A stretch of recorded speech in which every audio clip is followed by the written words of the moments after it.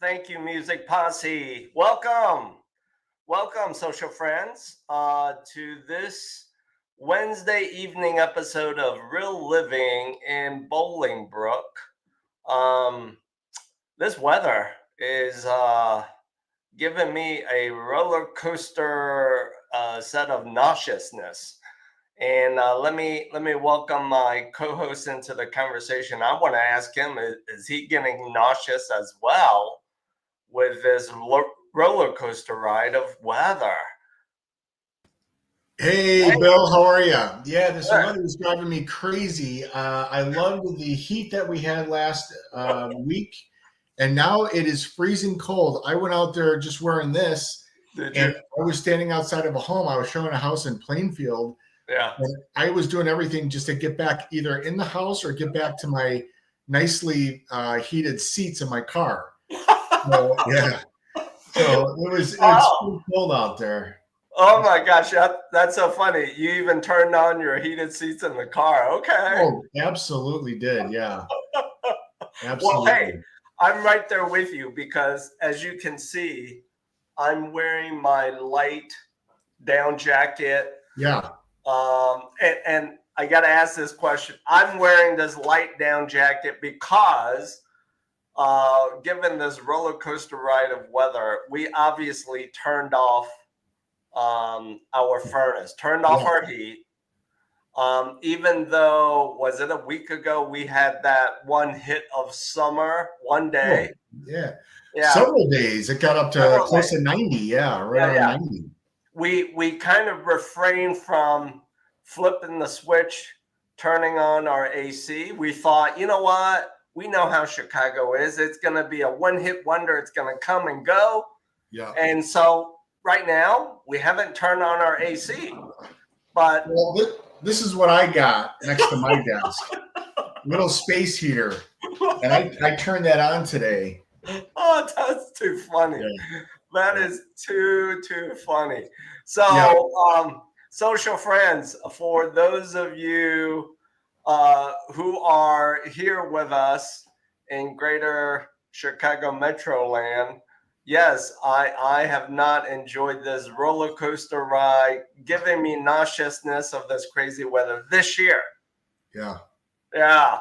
By the way, was it last Thursday or Friday when we had that big dust storm? Yeah. Were you out and about? Yeah. So I actually did a TikTok video on it. I was sitting out on my patio and Okay. I was filming, and you could see the dust storm coming in. It was the Yeah. weirdest, eerie thing. We had our windows open as well, not Okay. thinking, and we got a nice layer of dust on our floors. Oh no. Yeah. I saw that coming, and I think that was one of those 2 days when we had the 80, almost 90-degree weather. Yeah. So because I saw it coming, I saw it being reported on the news. I immediately started shutting some of our windows because my fear was, yes, all that dust would get blown in. But Well, you should have told me about it. Send me a I message. should have texted you and Yeah. said, Greg, shut your windows, man. Yeah. Oh, that's the first time I've seen that kind of crazy dust storm. I Yes.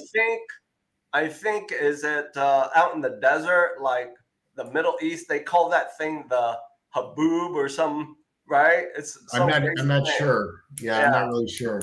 yeah. It looked weird. It looked like a Yeah. scene from the movies. Yeah. Yeah.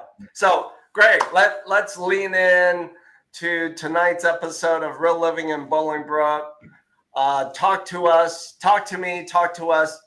Drop the news as to what's going on with real estate. What are some current trends and happenings? Yeah, so I took a look at some of the numbers. I'm going to give you some stats here. This is according to InfoSparks. But before I get into Bolingbrook, I think nationwide, the sales have actually of existing sales of houses, existing homes, has come down just a little bit Yeah. from this time last year. So Okay. things are a little bit slower nationwide than they were last year. In Bolingbrook, if I look back at April of 2024, we had 711 homes sold, and this year we're at 724. So we're actually a little bit higher in sales in Bolingbrook. Oh, nice. Yeah. Good. So homes for sale, we had 58 homes for sale in Bolingbrook in April, and this year we have 77 homes for sale. So Okay. the inventory levels are going up. Yeah. The median sale price was 335. Now it's 368. Yeah. That's an increase year over year of almost 10%, Yeah. which is quite a bit. Yeah. So, Um, so I yep. see that as well. I see a slow increase of inventory, but it seems to me, despite the increase in inventory, it seems like you and your peers, when you have the trust of your seller clients, you're pricing it right, and let's assume the property is like a 9.5 on a scale of 1 to 10. That property is going under contract quickly. It is. Okay. It is. Okay. There's still a lot of inventory, in my opinion, more than normal. Really? That is not in very good condition. Gotcha. I showed a home today in Plainfield. It was 320,000, and I know you're thinking, oh, it's kind of cheap. Yeah. This house needed, everywhere you went, it needed work. It needed work on the floors. It needed work on the walls. It needed work on the appliances.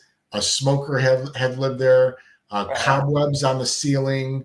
A whole bunch of dirt. The yard was a mess. So I think there's a lot of inventory that's just not that great that's out there. And priced that particular property, since we're talking about it, don't drop the address. We don't want to make someone feel bad. Yeah. That property, given its current state, even at that number of 320, it sounds like to me is just not worth it to the buyers out there, right? It's going to be, so it's been on the market for over 40 days. Wow. Yeah. And it's going to need a lot of work. It's probably going to need $20,000 and a lot of elbow grease, that's going to need to go into it. Can I ask this question, since this is fresh on your mind? Has that property gone through at least one round of price reductions as well? Yes. Yep. There you go. A good guess on my part. Yes. Good guess. All right. All right. Well, ladies and gentlemen, social friends, the next part of our conversation tonight is really about you. So we're going to divide our client community into the two obvious halves. The first half are sellers. So this is all about you. So Greg, I'm going to put you in the hot seat. I'm going to join you in the hot seat if I can. Yeah. But let's talk about, from your experience helping a lot of sellers over 10 plus years selling their cherished homes, what are some of the most important things to a seller?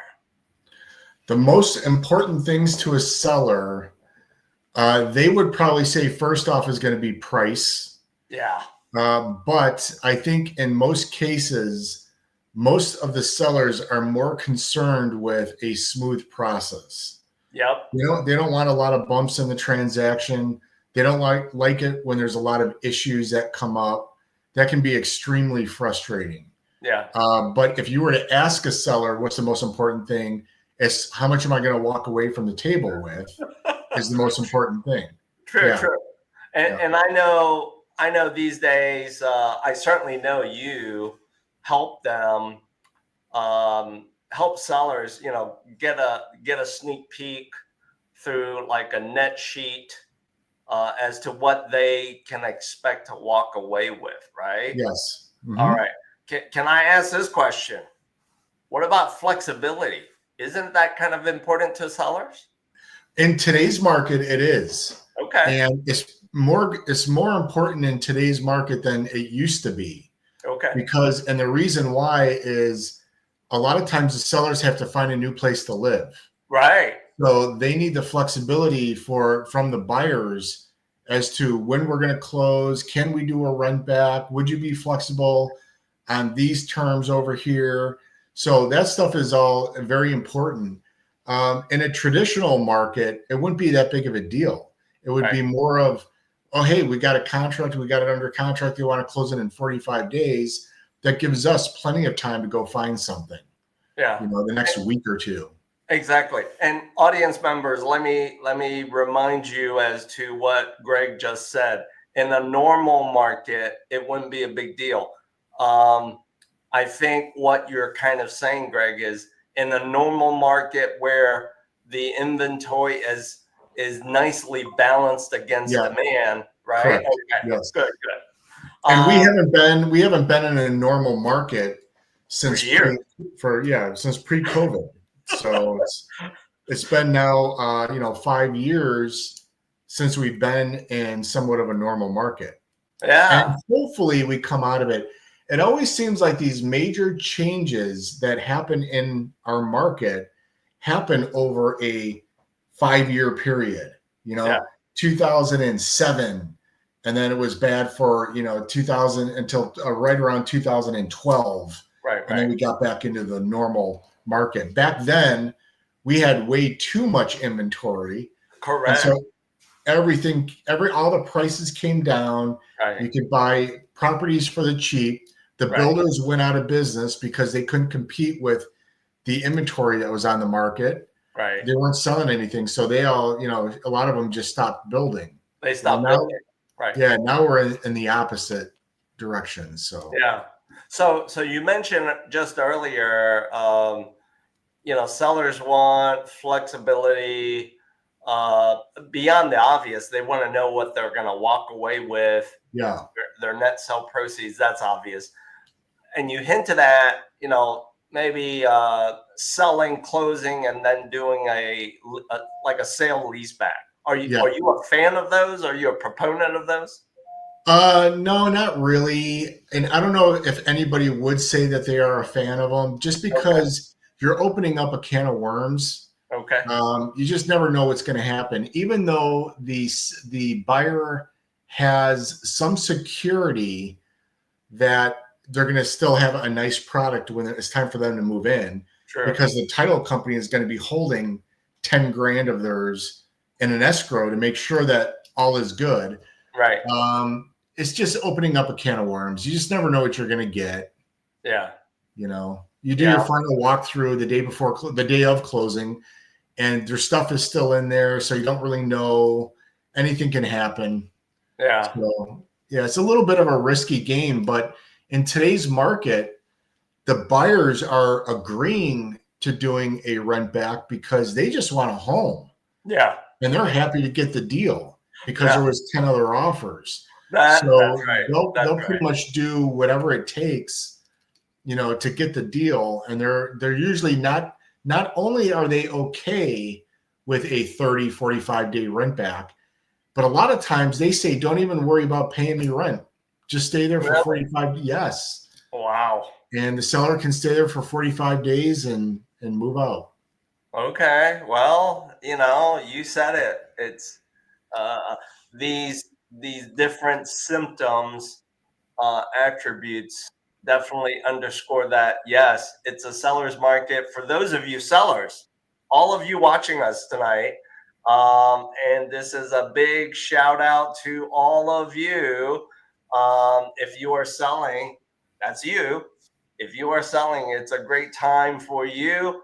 But as Greg and I just talked about, pricing the property correctly, given its condition, is so important.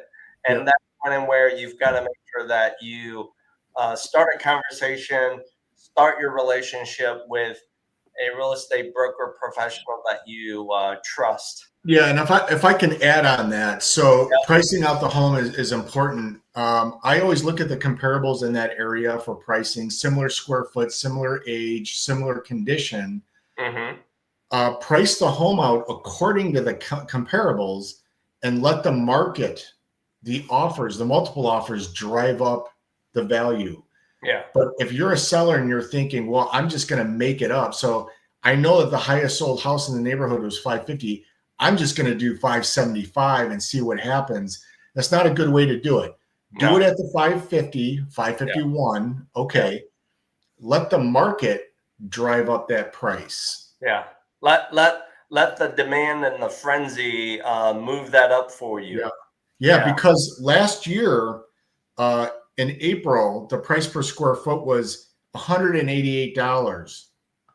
Even though we're starting to get more inventory, so you think, oh, good, maybe more inventory will drive the prices down. We're at 197 now. Yeah.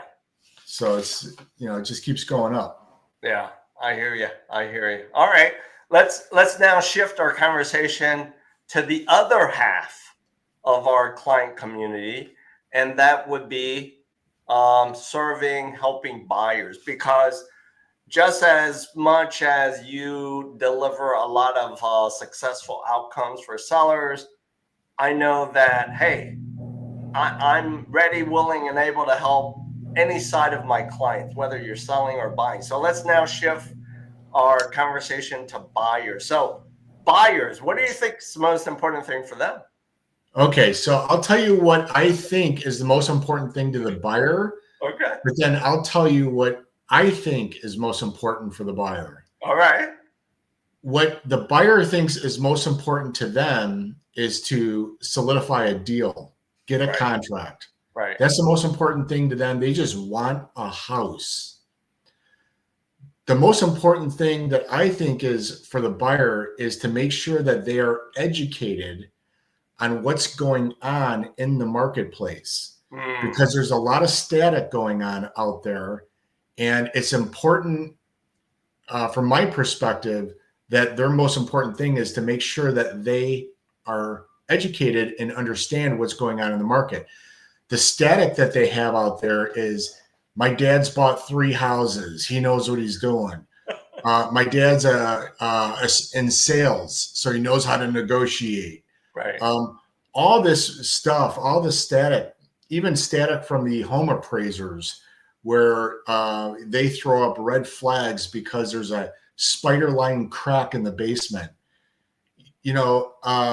What's important, that I think is important to them, is the understanding of what's happening in today's market. And you can't rely on your dad's sales skills to get the deal. Yeah. Listen to your agent and, take their advice on what you should do. Yeah. Yeah. It's kind of like in the business of professional sports. You and I have used this cliche before in previous episodes. Real estate is a team sport, right? Okay. Mm-hmm. So using the example of professional sports, you got to tune out the noise of the fans. You will always have chatter from fans that boo you, that praise you. They can turn on a dime on you. But what really is important, that's for you, client. That's for you, buyer. That's you.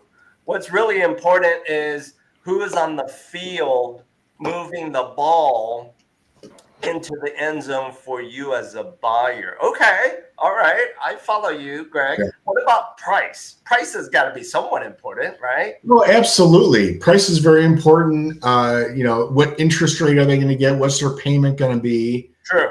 That's all very important to the buyers. True. And I know this, right? On my side of the business, when I'm a lender in a transaction, and maybe a time here or there where we're in a transaction together, for a buyer right now, I think what's most important is affordability. Can I afford this?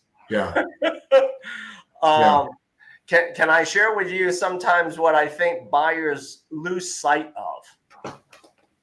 I think they lose sight of, when it comes to affordability, what I call the total cost of ownership, insurance, property taxes, and maybe HOA fees. Yeah. They focus so much on the cost of borrowing money right now, which of course is higher than before. Yeah. But at the end of the day, it's that, monthly affordability number, right? Does that work for you? And in a lot of my conversations, Greg, I think you know this about me. I like to work into the conversation with my buyer clients early and often. And that is asking them, hey, buyer Greg, what is that monthly number in your head where anything below this number, you sleep like a baby? Anything above this, you're going to get nauseous. Yeah. No, Right? and that's a great way to put it, because there are a lot of buyers that I talk to that will be hard set on Yeah. they want an interest rate of 6.875, and today we're at 7.25. Right. And it's like, well, let me ask you a question. On the house that we're looking at, what's the difference in payment between 6.875 and 7.25? They have no clue. It's like, okay, so don't focus on that. Right. Just focus on the payment. Right. What is the payment that you want? That's right. Because you and I both know a property dollar for dollar in a certain part of Naperville compared to Plainfield, Oswego, that number can change. Why? Because property taxes can be drastically different. Yeah. Right? As well as when you're buying a property, maybe in an unincorporated part of a specific county, that can play a role as well. I think another thing that is just as important to buyers is, I'm going to drop this in front of you. How much money do I need to bring? Yeah. Yeah. Right?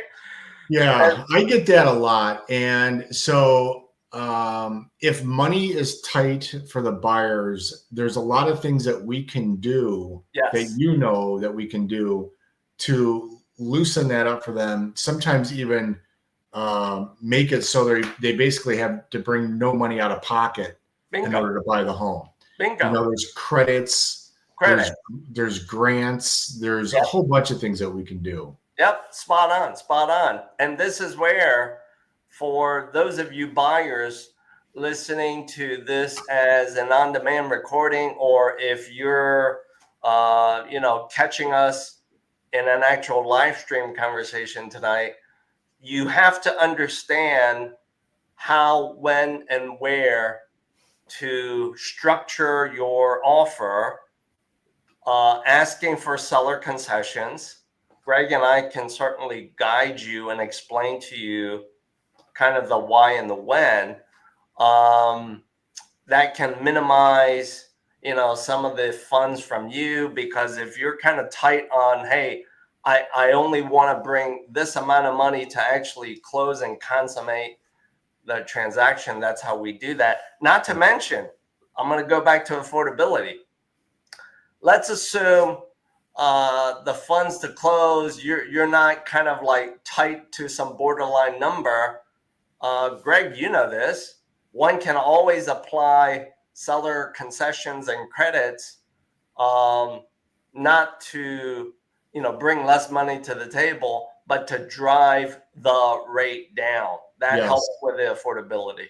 Yeah, and that's a great idea. Even that, what is it, the 3-2-1 buy down? There you go. Yeah. That makes it much more affordable for people. And, of course, we're hoping in the future that the rates come down and then they can refinance it and stay in the lower rate. But you just don't know what's going on with nobody knows what's going on with the interest rates. So no, right now that's absolutely the wild card. So audience members, as Greg and I share our, secrets to the playbook of real estate, because real estate is a team sport, whether you are selling or buying, or maybe you're selling to buy, right? That can be a fun journey. And if you feel like, you know what, I don't have the right team of service providers to help me in my journey, working through a game plan that I understand, we're here to help you. How can you start a conversation with us? It's real simple. scan the QR codes that you see here. The one next to Greg, you will immediately get him. And along the way, should you need me to be a part of that team, real estate is a team sport, just scan the QR code that you see next to my headshot. We'll both partner in to help you move that ball to your end zone. So, Greg, thanks for doing this with me tonight on a cold, wintry day in May. Oh my gosh. I think I'm going to put a fire in the fireplace. Yes, I know. I was very tempted before I joined you tonight, before we went live, to flip my fireplace on, and I still might do that. Yeah. All right, social friends, thanks for tuning in. Greg and I will see you in the next episode of Real Living in Bolingbrook. So as we close this out, let me ask my music posse to play us out. Let's go.